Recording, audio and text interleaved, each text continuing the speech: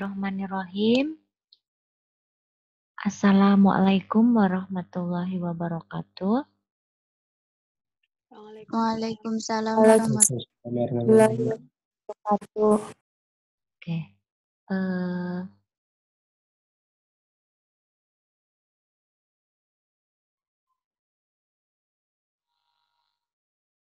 Hari ini materi sebelum UTS ya, satu hari terakhir ya, ini kalau tidak salah ya, sebelum UTS materi terakhir ya. Oke, saya akan memberikan materi tentang pengendalian mikroorganisme ya. Jadi di sini nanti kita akan belajar tentang macam-macam sterilisasi ya, sterilisasi. Nah, dasar-dasar dari pengendalian ya itu nanti dibagi dalam mengendalikan mikroorganisme itu kita ada beberapa teknik ya, ada yang secara fisika maupun ada yang secara kimia. Nah, dasar-dasar pengendalian ya. Yang pertama, apa itu yang dimaksud dengan pengendalian? Ya, kalau kita kemarin sudah mengenal tentang mikroorganisme. Ya, mikroorganisme adalah sesuatu makhluk ya, makhluk hidup yang sangat kecil ya, yang tidak terlihat oleh kasat mata yang bisa menyebabkan kerugian pada lingkungan. Nah, sedangkan pengendalian sendiri itu apa? Arti dari pengendalian. Ya, pengendalian itu merupakan ya segala usaha atau upaya untuk menghambat ya atau membasmi ya atau menyingkirkan suatu mikroorganisme. Ya, jadi pengendalian dalam mikrobiologi di sini adalah upaya atau usaha untuk menghambat ya, membasmi atau menyingkirkan mikroorganisme ya. Nah, ini sangat penting ya, pengendalian ini sangat penting untuk mencegah terjadinya penyebaran penyakit ya, infeksi ya, dan membasmi mikroorganisme pada inang yang terinfeksi ya, serta mencegah pembusukan dan perusakan bahan oleh mikroorganisme. Ya, itu merupakan salah satu peran atau tujuan dalam pengendalian mikroorganisme. Ya. Nah, pengendalian mikroba ini dapat dilakukan dengan dua cara. Ya, yang pertama pengendalian fisika, yang kedua pengendalian kimia. Ya, untuk pengendalian, ya, ada beberapa cara, ya, seperti misal mengatur suhu, pH, ya, atau bahkan nutrisi yang tidak cocok untuk mikroorganisme, ya, atau bahkan bisa juga dengan penghambatan atau pembunuhan yang menyangkut proses-proses dan bahan kimia yang digunakan atau menggunakan bahan-bahan kimia. Ini dimaksudkan adalah pengendalian kimia. Sedangkan kalau yang fisika itu terkait dengan misal mengatur suhu, pH, sinar ya dengan sinar dan lain sebagainya. Nah, ini pengendalian secara fisika. Kita akan bahas satu-satu mengenai pengendalian baik fisika maupun kimia. Nah, ini kita kenal dulu istilah-istilah dalam pengendalian ya. Dalam pengendalian kita mengenal istilah sterilisasi. Ya, sterilisasi. Apa itu yang dimaksud dengan sterilisasi? Ya, sterilisasi itu merupakan suatu proses pemusnahan total seluruh bentuk kehidupan. Ya, jadi pemusnahan total keseluruhan. Jadi dibasmi semuanya. Ya, baik itu kehidupan secara vegetatif maupun reproduktifnya. Ya. Jadi objek yang sudah steril ini akan bebas dari sebuah mikroba kalau sudah dilakukan proses sterilisasi. Jadi sudah bebas dari mikroba atau sudah steril atau dikatakan steril. Kemudian istilah yang kedua adalah desinfeksi. Ya, apa itu desinfeksi? Desinfeksi itu merupakan proses pemusnahan agen-agen penyebab infeksi. Ya, ini digunakan biasanya untuk objek-objek yang tidak hidup.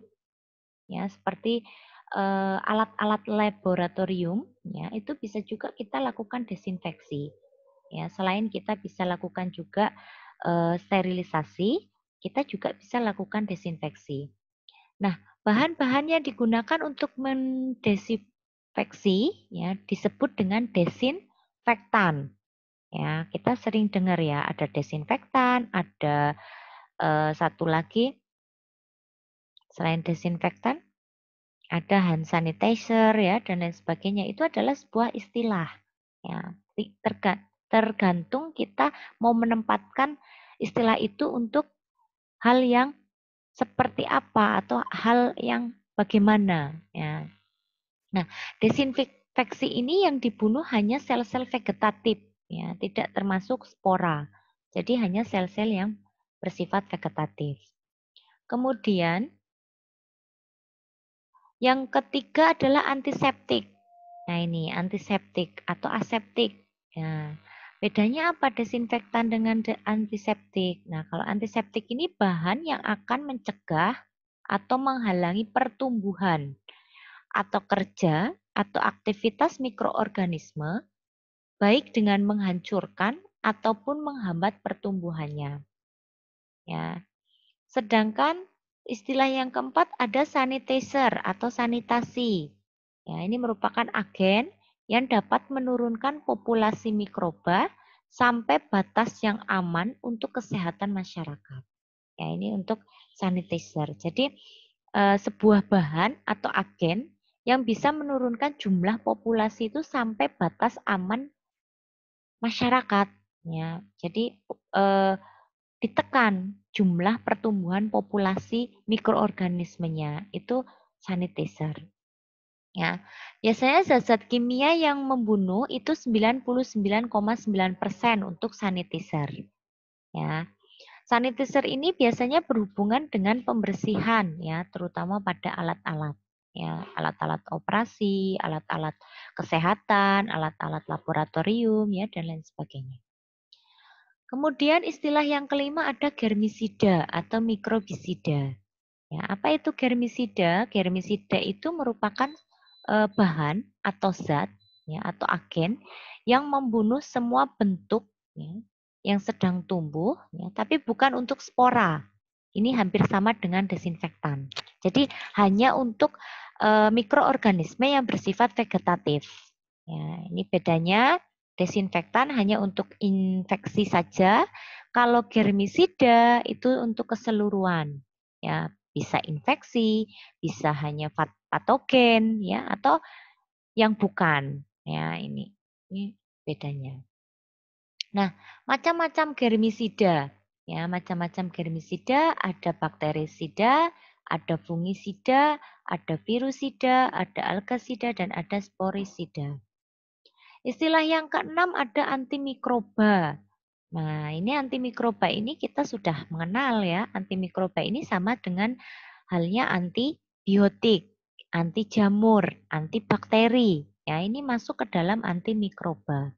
Ya, jadi antimikroba adalah seluruh zat-zat yang dapat membunuh pertumbuhan ditujukan untuk segala pertumbuhan dan aktivitas semua mikroba. Ya, itu adalah antimikroba. Nah, faktor-faktor apa saja yang mempengaruhi kerja dari antimikroba? Ya, yang pertama adalah konsentrasi dan jenis bahan kimia. Ya, jadi semakin tinggi konsentrasi, otomatis akan semakin cepat kerjanya terhadap mikroorganisme. Ya, dosisnya semakin besar, konsentrasinya semakin besar, otomatis daya hambat, daya membunuhnya juga akan semakin baik. Ya, sama halnya nanti ketika kalian skripsi, ambil uji aktivitas antibakteri misal. Ya. Nah, kalian menentukan konsentrasinya bagaimana?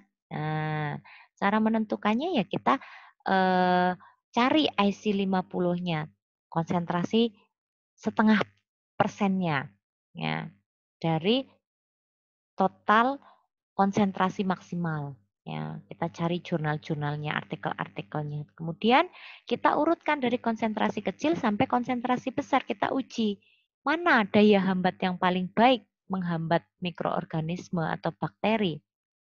Pastinya konsentrasi yang paling tinggi ya secara teori ya. Tapi kalau secara penelitian belum tentu hasilnya sama secara teori. Ya, tapi sebagian besar sama dengan teori ya. Oke, tetapi ada batasnya. Misal contoh etanol 70% ya. Ini lebih efektif dari etanol 100%. Nah, ini berbeda ketika dialokasikan pada suatu alkohol ya, jenis alkohol. Nah, kalau untuk antimikroba ya, ini jenis etanol, konsentrasi yang paling rendah atau 70% ini lebih efektif dibandingkan dengan etanol 100%. Kenapa? Ya karena yang 100% ini cepat menguap. Ya, sehingga sebelum sampai ke sitoplasma mikroba, ya, zat tersebut sudah menguap. Otomatis keefektifan ya, daya hambatnya itu akan berkurang dibandingkan dengan yang konsentrasinya 70%. Ini khusus untuk etanol ya sebagai antibakteri. Makanya ketika nanti kalian penelitian uji antibakteri pelarutnya etanol, nah ini harus hati-hati menggunakan pelarut etanol berapa persen ya. Jangan sampai kita menggunakan etanol 100%. Kalau menggunakan cairan etanol 100% sebagai pelarut, nah ini nanti bisa atau 70% otomatis kita akan gamblang hasilnya ya. Jadi harus disesuaikan dengan zat atau bahan herbal yang nantinya akan diujikan. Faktor pengaruh yang kedua adalah intensitas dan sifat agen fisikanya. Tadi adalah konsentrasi, sekarang intensitas. Jadi semakin tinggi intensitas radiasi, maka akan semakin cepat terbunuhnya mikroba. Yang ketiga waktu. Nah, jadi waktu kontak dengan mikroba, tidak semua mikroba serentak terbunuh ya, sehingga semakin lama waktu kontak, ya maka akan makin banyak mikroba yang terbunuh. Nah, jadi kalau semakin lama antimikroba itu kontaknya semakin lama, ya otomatis mikrobanya akan semakin banyak yang terbunuh. Faktor yang keempat adalah suhu. Ya, dengan meningkatnya suhu juga akan meningkatkan jumlah populasi mikroba yang terbunuh. Ya, pemanasan. Ya, kalau misalkan sedang merebus suatu herbal, ya mau diujikan sebagai antibakteri. Nah, kira-kira mau dibuat infusa. Nah, itu kan diatur suhunya. Pada suhu berapa supaya zat atau bahan herbal tersebut tidak terkontaminasi oleh bakteri. Ya. Oke. Faktor yang kelima adalah jumlah mikroorganisme. Ya, jadi makin besar populasi mikroba, maka makin lama untuk membunuh semua mikroba. Yang keenam, jenis mikroorganisme. Ya, jadi mikroorganisme itu berbeda kepekaannya. E. coli dengan strepto itu berbeda kepekaannya terhadap bahan kimia atau senyawa kimia. Ya, jadi harus diperhatikan juga. Nanti pada saat penelitian ambil mikrobiologi, otomatis kalian mau uji antibakteri tuh, herbal misal. Herbal misal daun alang-alang ya, bisa dijadikan sebagai obat jerawat misal. Nah, bakteri pada jerawat penyebabnya adalah Propionibacterium acne. Nah, kepekaannya terhadap bahan senyawa kimia itu berapa? Nah, sensitivitasnya berapa? Ya, apakah sensitif ya atau tidak? Nah, ini juga menentukan ya, menentukan.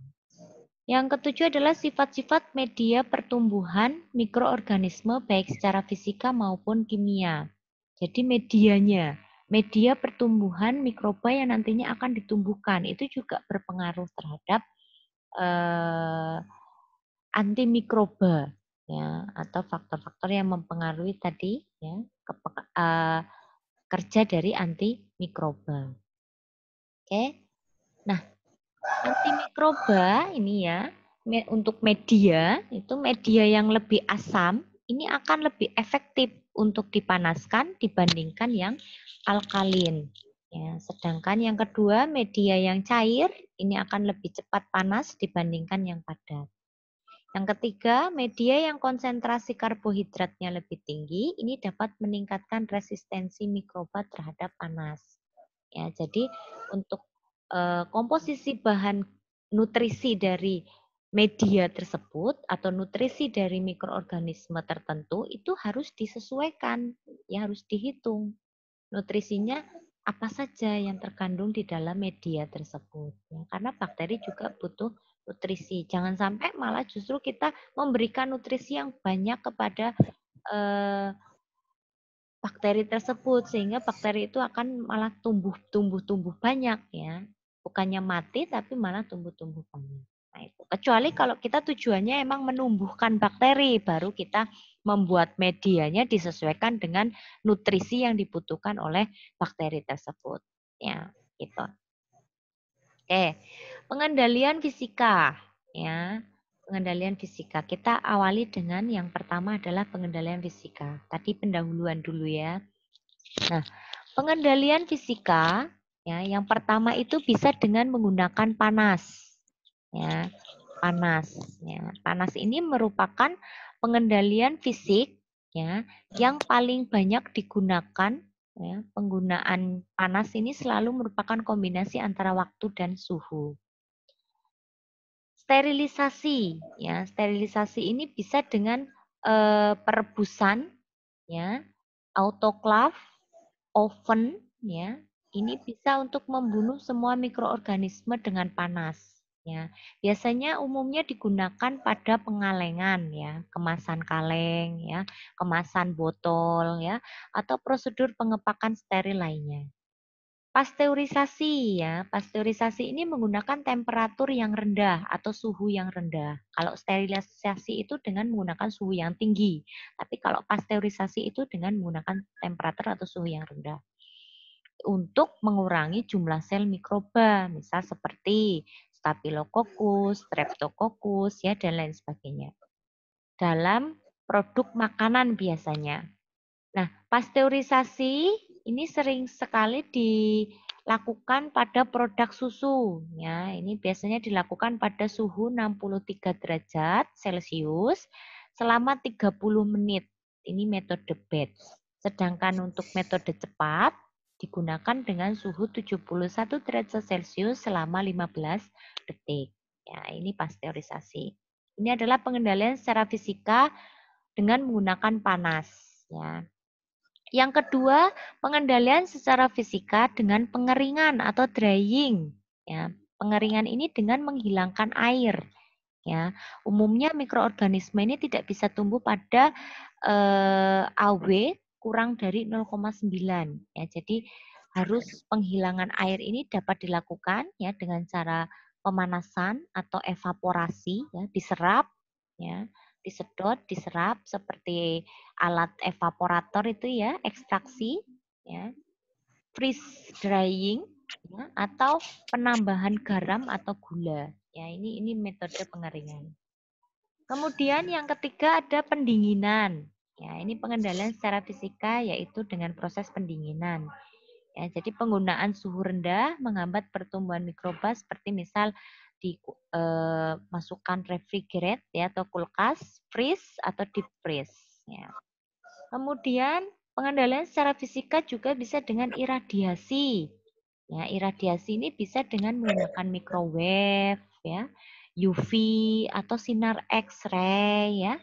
Ini menggunakan iradiasi. Ini masuk ke dalam pengendalian secara fisika. Ya, jadi iradiasi ini merupakan suatu aplikasi pengendalian fisika yang tidak merubah kondisi dari bahan. Ya. Yang kelima, pengendalian secara fisika bisa dengan menggunakan filtrasi atau penyaringan, menggunakan filter atau membran, ya disaring, ya ini juga bisa.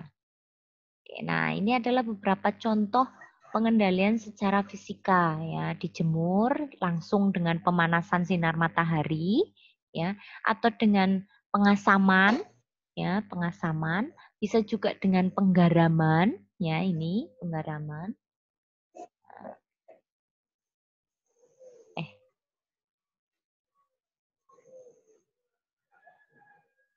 Nah, ini bisa dengan pemanasan ya dengan api ya, bunsen, ya, itu juga bisa dengan api bunsen. Ya. Insinerator, ya, ini penghancuran, perebusan, ya, ini pemanasan dengan cara perebusan, atau bisa juga dengan autoclave, ya. Tahu ya alat autoclave kita punya ya di laboratorium. Nah, ini macam-macam bentuk autoclave. Nah, ini kita punya yang bentuk seperti ini ya, yang simple bentuknya seperti dandang ya, seperti dandang untuk steam. Ya. Ada juga yang seperti ini. Ya, ini oven. Ya, ini oven. Ini juga bisa untuk sterilisasi alat-alat laboratorium, khususnya alat-alat lab ya untuk uji mikrobiologi ya. Nanti kalau kalian skripsi ambil penelitiannya bidang mikrobiologi ya nanti kalian akan memakai alat-alat ini tadi ya, autoclave, oven ya. Begitu, inkubator ya. Nah, iradiasi ini dengan menggunakan sinar UV, sinar X-ray ya. Kemudian filtrasi ini dengan cara disedot ya atau disaring ya dengan menggunakan membran, suatu membran, vakum ya. Nah, ini evaporator ya itu juga proses filtrasi. Nah, jadi penghilangan bakteri itu bukan berarti sebanding dengan steril itu tidak ya, tapi kita lihat ya penghilangan ini untuk bakteri itu lebih mudah dibandingkan dengan kita menghilangkan virus. Ya. Oke, nah ini alat-alat filtrasi ya, HEPA filter untuk udara, ini fumigasi, ya, oke. Kemudian pemanasan basah, ya ini seperti autoclave, merebus, pasteurisasi, ini masuk ke dalam pemanasan basah, karena ada pemanasan kering, ada pemanasan basah, ya. Pemanasan basah itu autoclave, merebus, pasteurisasi, ya. Sedangkan untuk kering itu nanti ada oven ya, ada inkubator ya dan lain sebagainya. Nah, pemanasan basah ini autoclave ya, ini menggunakan suhu 121 derajat Celcius 1 ATM ya, 10 sampai 15 menit waktunya. Ini dapat mematikan spora, selain mematikan bakteri juga bisa mematikan spora. Kemudian merebus ya, merebus ini waktu desinfeksi 15 menit ya setelah air mendidih ya, ini sel-sel vegetatif ini akan mati ya, tidak dengan spora maupun virus. Pasteurisasi ini digunakan untuk mensterilkan produk susu ya atau kuman TBC, Staphylococcus, Salmonella, Shigella ya pada suhu 65 derajat Celcius selama 30 menit. Ya, ini untuk pemanasan basah. Nah, kita bahas yang pertama autoclave ya. Autoclave ini merupakan sterilisasi basah atau lembab yang bertekanan. Ya, prinsip kerjanya adalah autoclave ini bekerja dengan tekanan 15 PSI ya, dengan suhu 121 derajat Celcius, ini derajat ya, selama waktunya 15 menit. Ya. Jadi dalam autoclave itu kita mengenal adanya istilah TDP dan TDT serta DRT. Ya. Kalau TDP itu temperatur terendah yang menyebabkan sel mati dalam 10 menit. Ya, sedangkan TDT itu waktu yang diperlukan untuk membunuh seluruh sel dalam kultur. Kalau DRT itu menit saat 90% populasi sel mati pada suatu temperatur tertentu yang dicobakan. Ya, ini istilah dalam sterilisasi lembab bertekanan. Ya. Nah, ada beberapa ketentuan autoclave. Ya. Yang pertama, biasanya untuk alat Erlenmeyer, tahu ya alat Erlenmeyer ya bentuknya seperti apa sih namanya? Kayak melengkung gitu ya, tabung Erlenmeyer, kapasitas 2 liter. Nah, ini untuk sterilisasi menggunakan autoclave ya. Waktu yang digunakan adalah 35 menit pada suhu 121 sampai 123 derajat Celcius. Ya. Kemudian ya untuk tabung 500 mili ya ini antara 17 sampai 22 menit.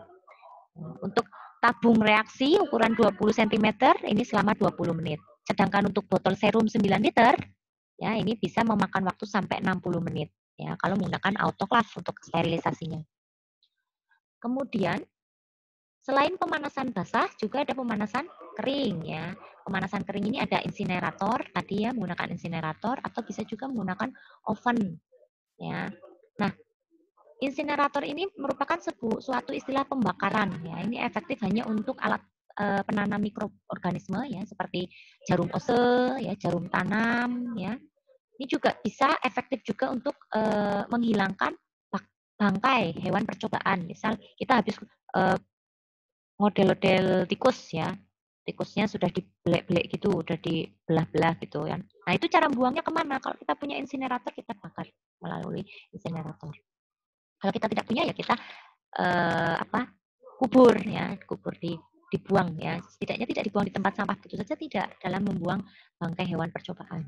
Kemudian yang kedua oven. Ya, oven ini pada suhu 160 sampai 180 derajat Celcius ya. Waktunya selama 1 sampai 2 jam. Nah, ini biasanya untuk alat-alat gelas seperti pipet, cawan petri ya, tabung reaksi, ya itu bisa dengan menggunakan oven untuk sterilisasinya. Ya, jadi tujuan sterilisasi itu adalah untuk membasmi atau membunuh supaya tidak ada bakteri yang menetap atau ada dalam alat tersebut. Nah, ketika nanti kalian penelitian ambil bidang mikrobiologi ya, kalian wajib langkah awal itu kalian harus mensterilisasikan semua alat-alat labnya atau alat-alat yang akan digunakan.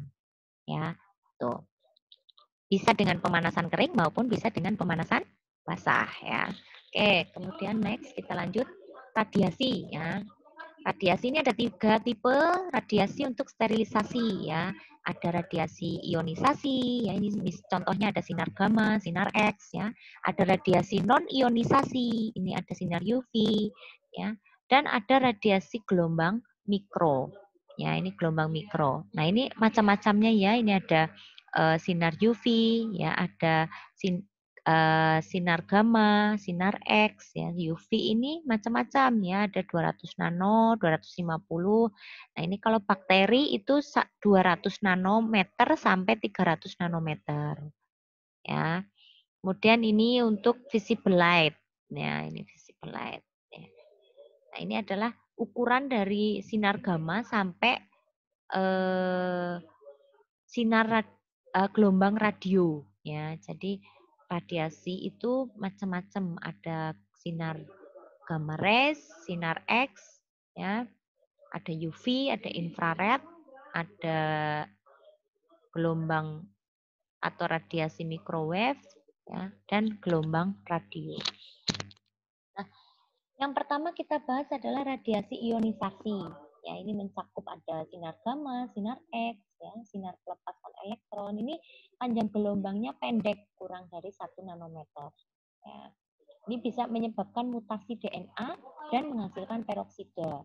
Ya, biasanya digunakan untuk sterilisasi bahan farmasi dan disposable medical supplies atau serta bisa digunakan pada industri makanan. Ya. Cuma ada kerugiannya untuk radiasi ionisasi ini. Ya. Kerugiannya adalah bisa menyebabkan penetrasi jaringan pada manusia sehingga bisa menyebabkan terjadinya mutasi genetik. Ya, ini. Kemudian, nah ini adalah contoh instalasi sinar gamma. Ya, dimasukkan ke dalam stok kotak, kemudian ditutup, nyalakan. Nah itu proses sterilisasi dengan menggunakan radiasi. Yang kedua adalah radiasi non-ionisasi. Ya, non-ionisasi ini salah satunya tadi contohnya adalah sinar UV. Ya, sinar UV ini panjang gelombangnya adalah 220 sampai 290 nanometer dengan radiasi efektif 253,7. Ya. Sinar UV ini bisa menyebabkan kerusakan DNA ya dengan dihasilkannya dimer-dimertimin yang menyebabkan terjadinya mutasi genetik. Nah, biasanya sinar UV digunakan untuk desinfeksi ruang operasi ya, ketika ruang operasi mau dipakai biasanya di sinar UV dulu, disterilisasi ya. Atau bisa juga ada desinfeksi nursery ya, alat-alat perawatan ya, kafetaria atau bahkan pengepakan, pengemasan ya, serta LAF ya. LAF itu kita kalau bekerja secara mikrobiologi, kita mau menumbuhkan bakteri, mau membuat media, mau mengisolasi bakteri, uji antibakteri, itu kita bisa bekerja di bawah LAF. Nah, LAF itu desinfeksinya menggunakan sinar UV. Nah, kita punya alat LAF, makanya ketika kita mau menggunakan, kita nyalakan dulu lampu UV-nya supaya ruangan yang ada di bawah lampu UV itu steril, ya makanya dinyalakan lampu UV-nya terlebih dahulu. Itu langkah awal dalam penggunaan LAF. Nah, untuk sinar UV ini ada kerugiannya, ya, bisa menyebabkan kerusakan pada kulit, ya, mata, namun tidak mampu menetrasi ya pada gelas, kain maupun pada kertas.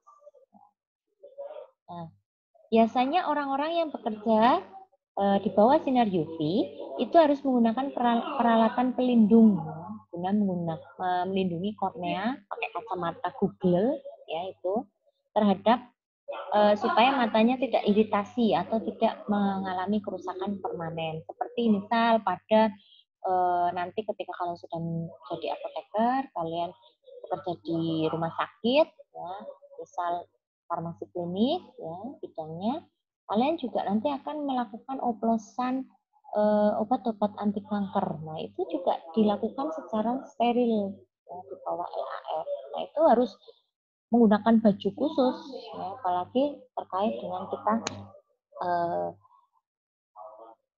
mengoplos obat-obat kanker, ya. Karena obat kanker itu kan dosisnya disesuaikan dengan masing-masing pasien. Ya. Yang ketiga adalah radiasi gelombang mikro atau microwave radiasi, ya, di mana panjang gelombang antara 1 mm sampai 1 meter. Nah, ini panas akan diabsorpsi oleh molekul air, sedangkan sel vegetatif mikroba dapat mati karena mengandung air. Nah, ini untuk radiasi gelombang mikro. Ini filtrasi ya, vakum, ini pada proses seperti ekstraksi ya, nah, itu juga sudah proses ekstraksi itu sebenarnya itu juga sudah merupakan proses sterilisasi. Tetapi ketika kita besok penelitian, ya, ekstrak yang sudah kita dapatkan atau sari yang sudah kita dapatkan itu tetap kita 2 kali sterilisasi, walaupun sudah mengalami filtrasi atau vakum. Ya. Oke. Suhu rendah atau pendinginan. Nah, ini hanya digunakan untuk menahan di bawah 20 derajat Celcius. Bakteri masih bisa bertahan sampai 190 derajat Celcius. Ini derajat ya. Oke. Pengeringan atau desifikasi. Nah, ini menarik air ya. Jadi menghilangkan air ya dengan cara proses metabolik. Karena mikroba itu membutuhkan air untuk kehidupannya. Makanya sterilisasi dengan desifikasi itu dengan cara menarik air. Supaya bakterinya itu kehausan otomatis akan mati. Nah, otomatis alat tersebut akan terbebas dari bakteri. Pengendalian kimiawi ya. Tadi itu pengendalian fisika, sekarang masuk ke pengendalian kimiawi. Pengendalian secara kimia ini mengendalikan mikroorganisme ya dengan membunuh atau menghambat pertumbuhan mikroorganisme. Ya, disebut juga senyawa antimikroba. Ya. Nah,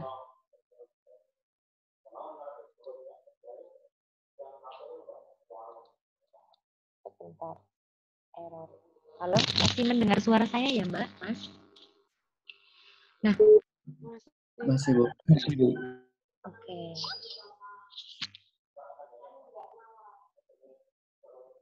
Ini error malah, bentar ya, Mbak.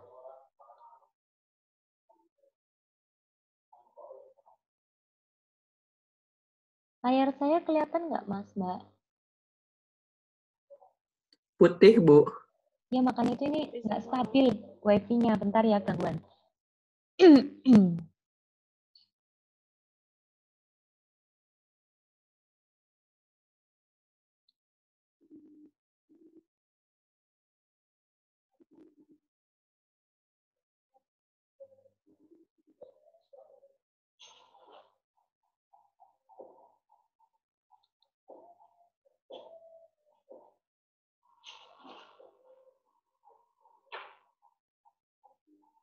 Kalian sudah punya buku mikrobiologi Sylvia? Atau misal pinjam di perpustakaan, boleh. Kalian bisa baca-baca buku itu. Itu bukunya ada metode sterilisasi ada di situ. Saya ambil materinya dari situ sebagian. Nah, tapi nanti bisa kalian baca di situ. Itu bukunya lumayan tidak begitu tebel banget ya, otomatis kalian kan pasti suka ya kalau lebih ringkas bukunya. Nah itu enak dibaca. Itu bisa kalian baca untuk baca-baca ya, tidaknya untuk membaca. Tadi kita nyampe di pengendalian kimia.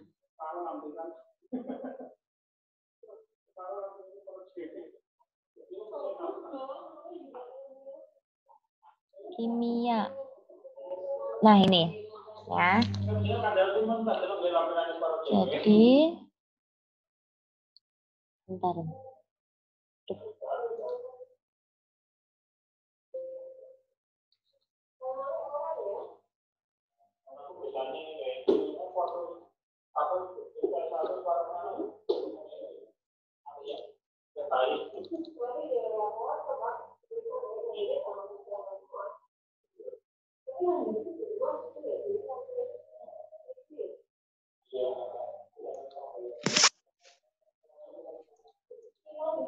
Nah, kita tadi sampai sini ya.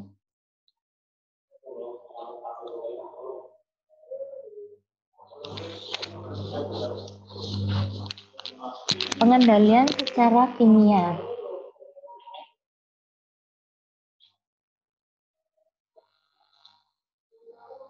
Ya, jadi senyawa antimikroba itu juga bisa meliputi bahan kimia pengawet ya atau antiseptik, juga obat-obatan untuk penyakit pada hewan maupun pada tumbuhan. Ya, jadi untuk senyawa antimikroba itu bisa berupa juga bahan alam murni atau bahan kimia sintesis ya. Jadi bisa dari tanaman herbal, ya itu juga bisa kalau mengandung flavonoid, saponin, ya itu bisa sebagai antimikroba atau antibakteri. Tapi juga bisa dari bahan-bahan kimia sintesis. Ya. Nah, senyawa antimikroba ini ada beberapa macam. Ya. Ada antiseptik, ada desinfektan, ada preservatif, dan ada antibiotik. Ya. Nah, ini antiseptik. Ya. Ada Listerin, ya, antiseptik, terus Hansaplast spray, ya itu juga sebagai antiseptik. Ya. Oke. Detol, ya itu juga antiseptik. Nah, ini jenis desinfektan, ya, desinfektan seperti Wipol, ya, Pixal, ya itu masuk ke desinfektan. Ya. Kalau antiseptik itu seperti Detol, seperti Listerin, ya itu antiseptik. Nah, tahu ya bedanya antara desinfektan dengan antiseptik. Oke, dalam kehidupan sehari-hari, bahan kimia juga digunakan untuk mengendalikan mikroorganisme. Kalau dalam kedokteran, ya, pengawetan makanan, ya, juga bisa dalam laboratorium mikrobiologi, ya, untuk agen kimia bisa digunakan. Nah, ini kita ulang kembali ya. Tadi beberapa istilah, ada antiseptik, ada desinfektan, ada sanitizer, ya. Di depan juga sudah saya jelaskan, ya. Kita lanjut aja. Ya, antiseptik. Antiseptik ini adalah senyawa antimikroba yang tidak berbahaya ya, untuk kulit. Ya, makanya seperti hand sanitizer, ya itu antiseptik. Makanya tidak berbahaya untuk kulit, aman digunakan. Ya, aman dalam artian tidak membahayakan ya, tidak menimbulkan iritasi pada kulit maupun membran mukosa. Ya, tidak dapat juga intek ke dalam tubuh. Nah, ini contohnya antiseptik ada merkuri, ada perak, nitrat, ada iodin, alkohol, ya, deterjen. Ini masuk ke dalam antiseptik. Kemudian yang kedua desinfektan. Desinfektan ini merupakan senyawa yang membunuh mikroba, ya, namun tidak membunuh spora. Ya, ini tidak aman untuk aplikasi pada makhluk hidup atau jaringan. Jadi untuk desinfektan ini hanya aman untuk benda-benda mati, ya, seperti meja, bangku, lantai, ya, dan lain sebagainya. Contohnya untuk desinfektan ini ada klorin, hipoklorit, ya, klorin kompon, koper sulfat, ya, amonium kompon, ya. Nah, perlu diperhatikan, desinfektan dan antiseptik ini merupakan bahan yang sama, yang hanya berbeda di kadarnya saja atau konsentrasinya. Contoh, sodium hipoklorit atau klorin yang ditambahkan pada air minum ini bersifat aman untuk diminum karena ditambahkan dalam kadar yang kecil. Namun sebagai klorox ya, atau 5% hipoklorit, dia akan menjadi desinfektan yang kuat dan berbahaya untuk diminum. Ya, jadi memang hati-hati. Ya, kita mainnya kadar, ya, karena yang membedakan itu adalah konsentrasi atau kadarnya. Itu ya. Kemudian preservatif. Ya, preservatif itu suatu bahan pengawet. Ya, bahan pengawet ini adalah senyawa yang bersifat statistik, ya, atau bersifat dia bergerak, ya, statik, yang akan menghambat pertumbuhan mikroba. Ya, umumnya biasanya pada produk makanan maupun minuman. Contoh bahan pengawet di sini ada kalsium propionat, ada sodium benzoat, ada formaldehid, nitrat, ya, sulfur dioksida. Kemudian antibiotik. Ya, kalau antibiotik ini senyawa antimikroba yang dihasilkan oleh mikroorganisme yang dapat membunuh atau menghambat pertumbuhan mikroba patogen. Nah, mekanisme kerja agen kimia, ya ini faktor utama yang menentukan efektif atau tidaknya bahan kimia ini dapat mengendalikan pertumbuhan mikroorganisme atau tidak. Itu yang pertama adalah kadar. Ya, kadar atau konsentrasi desinfektan, waktu, suhu, jenis desinfektan, jumlah, dan tipe mikroorganisme. Yang kedua, mekanisme penghambatan. Ini bisa meliputi mempengaruhi beberapa bagian sel mikroorganisme seperti membran sel, enzim tertentu, ya, atau bahkan protein strukturnya seperti dinding sel, ya, kemudian menyerang DNA, ya, dan lain sebagainya. Nah, ini adalah tabel evaluasi germisida terpilih, ya. Ini ada etilen oksid, glutaraldehid, formaldehid plus alkohol, ya, ini tingkat aktivitasnya. Ternyata yang termasuk tinggi itu golongan etilen oksid, glutaraldehid, dan formaldehid plus alkohol. Kalau formaldehid saja dia bisa tingkat aktivitasnya tinggi sampai dengan sedang. Alkohol tingkat aktivitasnya sedang, ya ini masuk ke sedang. Merkuri ini rendah, ya idiofor bisa sedang sampai rendah. Ya ini adalah beberapa daya aktivitas untuk menghambat atau membunuh bakteri. Ya mungkin sudah hanya itu saja yang bisa saya berikan untuk materi sterilisasi. Ya, sebelum saya tutup, nah ini kita ada diskusi. Ya, istilahnya ada beberapa soal, ada 5 soal, nanti silakan dijawab, ya, ditulis tangan, kemudian nanti dikumpulkan, ya, di PDF-kan seperti biasa. Oke, ada 5 pertanyaan. Yang pertama, diskusikan perbedaan antara germisida, antiseptik, dan desinfeksi. Ya, tadi sudah saya jelaskan ada di PPT. Yang kedua, jelaskan keuntungan dan kerugian metode sterilisasi dengan menggunakan metode panas kering atau panas lembab. Tadi ya, sterilisasi panas atau sterilisasi basah. Kemudian yang ketiga, diskusikan perbedaan antara pasteurisasi dan sterilisasi panas. Kemudian yang keempat, jelaskan mekanisme aksi alkohol sebagai desinfektan. Ya, dan mengapa alkohol 70% itu lebih efektif sebagai desinfektan dibandingkan yang alkohol 100%. Ya, tadi juga sudah saya jelaskan di PPT yang awal ya.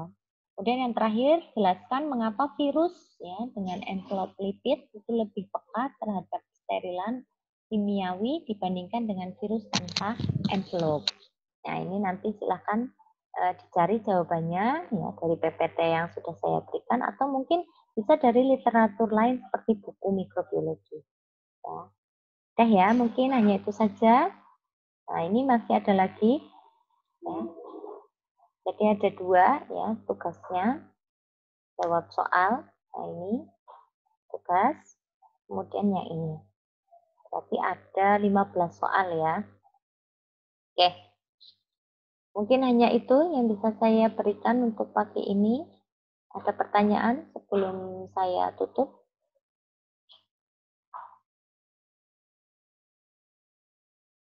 Belum? Jelas ya? Untuk sterilisasi, ada sterilisasi kering, ada sterilisasi bahwa basah. Kalau yang ini tadi meliputi ada